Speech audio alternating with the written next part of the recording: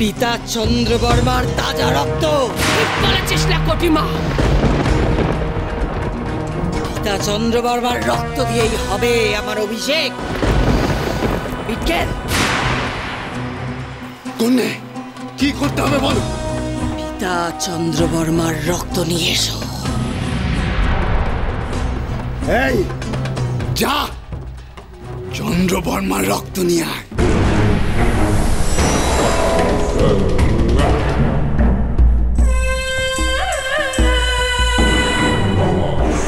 আমার পিতা চন্দ্রবর্মা আমার এই বিরুদ্ধে আমার শত্রুদের সঙ্গে হাত মিলিয়েছিল।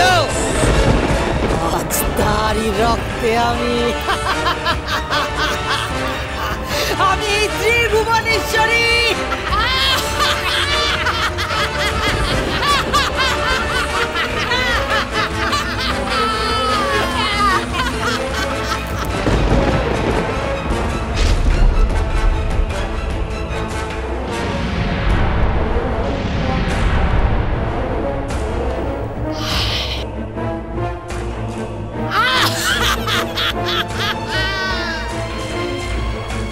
দে দে, আমার কটিমাকে দে।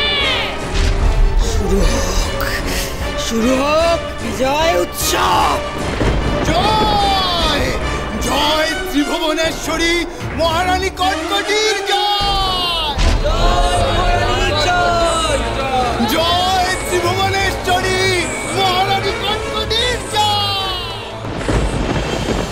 অচিনপুর থেকে হাজার হাজার ক্রোশ দূরে চির অন্ধকারে ঢাকা অমৃতনগরীতে সেদিন রানীমা, গোলাপের পাপড়ি এনেছিস? গোলাপের পাপড়ি দেয়া পায়েস ছেলে আমার খেতে বড্ড ভালোবাসে। রাখ।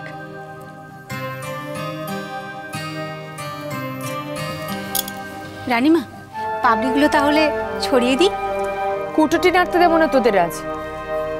আজ আমার কুমারের জন্মদিন। 21 বছরে পড়ল সে।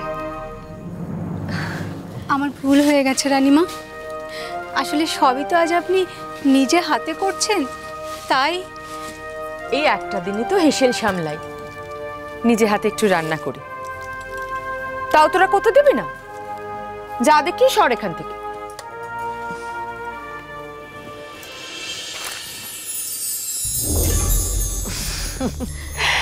তাই তো বলি, আমার দিদির সারা দিনে কেন কোনো সারা শব্দ নেই। দেখো তো বোন, পায়েসের রংটা ঠিক হয়েছে কিনা, তাহলে কাজু কিশমিশ গুলো ছড়িয়ে দিই। অপূর্ব, চমৎকার হয়েছে। কিন্তু ওদিকে দিদি একজন তোমার আমাদের কাছে চোখে সর্ষে ফুল দেখছে। তা সে সর্ষে ফুল দেখুক আর ধুত্র। আমি এখন পাকশালা ছেলে যাচ্ছি না, হাতে মেলা কাজ, সময়ও বিশেষ নেই। আর তাছাড়া এখন তো রাজকার্যের সময়। এখন আমার তলব কিসের? সে আমি কি করে বলবো দিদি? এগুলো হলো গিয়ে সমস্ত বড় মানুষদের ব্যাপার স্যাপার। আমি সামান্য মন্ত্রী পত্নী, এই রাজ পরিবারে দাসীবাদীর মতো। ওই তোমাকে ডাকাডাকি করছে, তাই এসে তোমাকে জানালাম। তুই তো জানিস বোন, কুমারের জন্মক্ষণ দ্বীপ্রহরে, তার মধ্যে তো আমাকে রান্নাবান্না সব শেষ করতে হবে। বেশ তো, আমি তো আছি, তুমি নিশ্চিন্তে যাও, আমি সমস্ত হাতে হাতে করে দেবো। আচ্ছা, তোমার যদি তাতেও শান্তি না হয়, তুমি এসে না হয় পরে হাত দিয়ে সমস্ত কিছু ছুঁয়ে দিও। না না, পরমান্ন আমি নিজে হাতে করব, না হলে আমার চিত্ত শান্তি নেই। সেই আমি জানি দিদি, তুমি তোমার এই নিজের বোনটির প্রতি এতটুকু ভরসা করো না, সে আমি খুব ভালো করে জানি। লক্ষ্মী বোন, রাগ করিস না।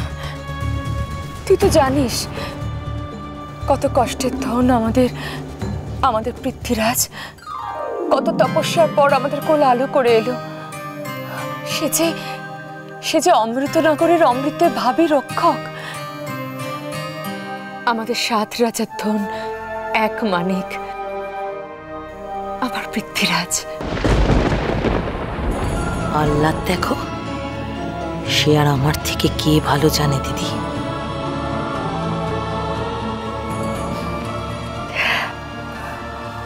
ঠিক, একদম ঠিক দিদি। আমাদের পৃথ্বীরাজ হলো এই অমৃতনগরের ভাবী উত্তরাধিকার, আমাদের সকলের আদরের স্নেহের কুমার। রানীমা, আপনি অনুমতি দিলেই আজ কমিয়ে দেই। তুই থামবি? বলি এত উতলা হওয়ার কি আছে, আমি তো আছি। আমি হচ্ছি গিয়ে কুমারের মাসি আর একই সঙ্গে কাকিমা। তুমি নিশ্চিন্তে যাও, আমার উপর ভরসা রাখো। বেশ,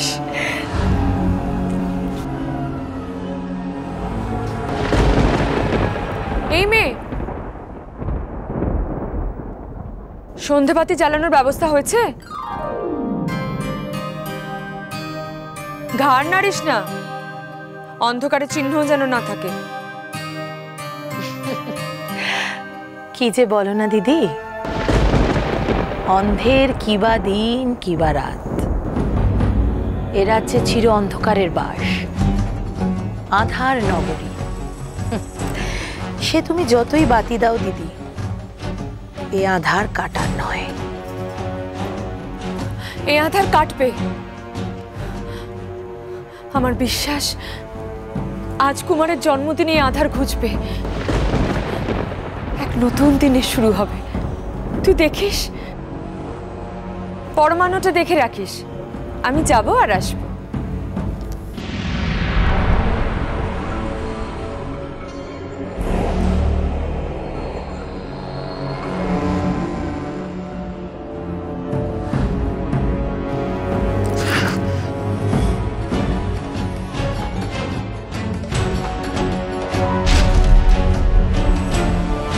দাঁড়া,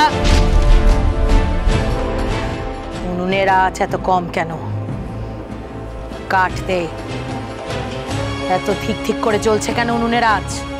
কিন্তু ছোট মা, আজ বাড়ালে পরমান্ন যে... আবার মুখের উপর কথা! বুড়ো মা বাপকে নিয়ে দুবেলা খেতে পাচ্ছিস, ভালো লাগছে না?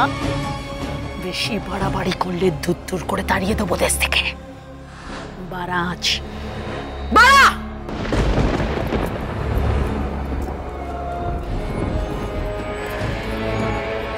আরো কাটতে।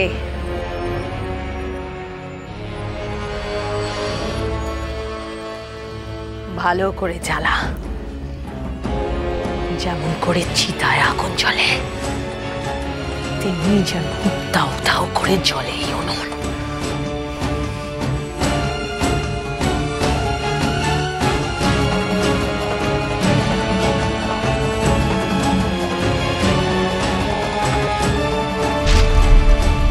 সোহাগ থেকে বৃদ্ধি চলে যায়। পরমান্ন পরমান্ন রান্না করা হচ্ছে।